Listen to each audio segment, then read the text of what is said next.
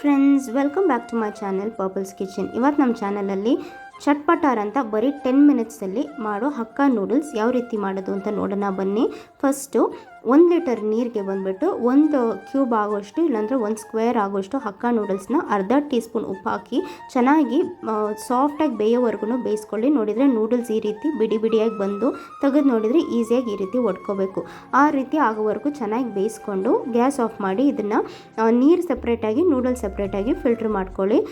ಈ ರೀತಿ ಫಿಲ್ಟ್ರ್ ಮಾಡೋದ್ರಿಂದ ನೀರೆಲ್ಲ ಕೆಳಗಡೆ ಇಳಿದು ಮೇಲ್ಗಡೆ ಇನ್ನೊಂದು ಸ್ವಲ್ಪ ತಣ್ಣೀರು ಹಾಕಬೇಕಾಗುತ್ತೆ. 1 ಗ್ಲಾಸ್ ಆಗೋಷ್ಟು ತಣ್ಣೀರು ಹಾಕಿ, ತಣ್ಣೀರು ಮತ್ತು ಎಣ್ಣೆ ಯಾಕೆ ಹಾಕ್ತೀವಿ ಅಂತ ಅಂದರೆ ನಮಗೆ ನೂಡಲ್ಸ್ ಬಿಡಿ ಬಿಡಿಯಾಗಿ ಸಿಗುತ್ತೆ. ಬಿಸಿಗೆ ಅಂಟ್ಕೊಬಿಟ್ರೆ ಮತ್ತೆ ಪೊಂಗಲ್ ಥರ ಆಗಿಬಿಡುತ್ತೆ. ಅದರಿಂದ ಬಿಡಿ ಬಿಡಿ ಆಗೋಕ್ಕೆ ನೀರು ಮತ್ತು 1 ಟೀ ಸ್ಪೂನ್ ಎಣ್ಣೆ ಸುತ್ತ ಹಾಕ್ಬಿಟ್ಟು ಚೆನ್ನಾಗಿ ಮಿಕ್ಸ್ ಮಾಡಿಬಿಟ್ಬಿಡಿ. ಇಲ್ಲಾಂದರೆ ಈ ಥರ ಈಗ ಕುಲ್ಕ್ತೀವಲ್ವ ಆ ರೀತಿ ಕೂಡ ಕುಲ್ಕೋಬೋದು. ಇಲ್ಲಾಂದರೆ ಈ ಥರ ಸೌಟಲ್ಲಿ ಮಿಕ್ಸ್ ಮಾಡಿಬಿಟ್ಬಿಡಿ. ಓವರ್ ಮಿಕ್ಸ್ ಮಾಡಬೇಡಿ, ಸುಮ್ಮನೆ ತೆಗೆದು ಮೇಲೆ ಕೆಳಗಡೆ ಮಿಕ್ಸ್ ಮಾಡಿಬಿಟ್ಬಿಡಿ.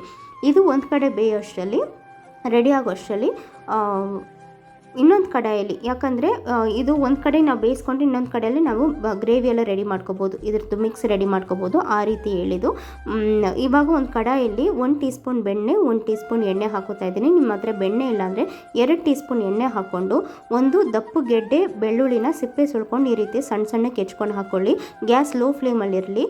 ಬೆಳ್ಳುಳ್ಳಿ ಮೊದಲೇ ನಾವು ಕ್ಯಾರಮಲೈಸ್ ಮಾಡ್ತೀವಿ, ಅದರಿಂದ ಬೆಳ್ಳುಳ್ಳಿ ಒಂದು ಸ್ವಲ್ಪ ಕಲರ್ ಚೇಂಜ್ ಆದರೆ ಸಾಕು. ಒಂದು ಅರ್ಧ ಈರುಳ್ಳಿ ಈ ರೀತಿ ಉದ್ದುದ್ದಕ್ಕೆ ಹೆಚ್ಕೊಂಡು ಹಾಕ್ಕೊಳ್ಳಿ. ಈರುಳ್ಳಿನೂ ಒಂದು ಸ್ವಲ್ಪ ಗ್ಲಾಸ್ ಕನ್ಸಿಸ್ಟೆನ್ಸಿ ಬಂದಮೇಲೆ ಬೆಳ್ಳುಳ್ಳಿನೂ ಈ ರೀತಿ ಕಲರ್ ಚೇಂಜ್ ಆಗುತ್ತೆ. ಆ ಸ್ಟೇಜಲ್ಲಿ ನಮಗೆ ಒಂದೇ ಒಂದು ಮೆಣಸಿನ್ಕಾಯಿ ಸಣ್ಣ ಸಣ್ಣಕ್ಕೆ ಹೆಚ್ಕೊಂಡಿರೋದು ಹಾಕ್ಕೊಳ್ಳಿ. ಅರ್ಧ ಟೀ ಸ್ಪೂನ್ ಆಗೋಷ್ಟು ಪೆಪ್ಪರ್ ಹಾಕ್ಕೊಳ್ಳಿ.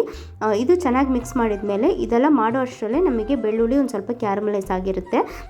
ಕ್ಯಾರಮಲೈಸ್ ಆಗಿಲ್ಲ, ನಿಮಗೆ ಚಟ್ಪಟಾರ್ ಅಂತ ಮಾಡ್ತಿದ್ದೀರಾ ಅಂದರೆ ಪರವಾಗಿಲ್ಲ, ಹಂಗೂ ಕೂಡ ಮಾಡ್ಬೋದು, ಟೇಸ್ಟ್ ಚೆನ್ನಾಗಿ ಬರುತ್ತೆ. ಇವಾಗ 1 ಟೀ ಸ್ಪೂನ್ ಆಗೋಷ್ಟು ಟೊಮೆಟೊ ಕೆಚಪ್ ಹಾಕ್ಕೊಳ್ಳಿ. ಆಮೇಲೆ 1 ಟೇಬಲ್ ಸ್ಪೂನ್ ಆಗೋಷ್ಟು ರೆಡ್ ಚಿಲ್ಲಿ ಸಾಸ್ ಹಾಕ್ಕೊಳ್ಳಿ. ರೆಡ್ ಚಿಲ್ಲಿ ಸಾಸ್ ಹಾಕೋದ್ರಿಂದ ನಮಗೆ ಖಾರ ಕೊಡುತ್ತೆ.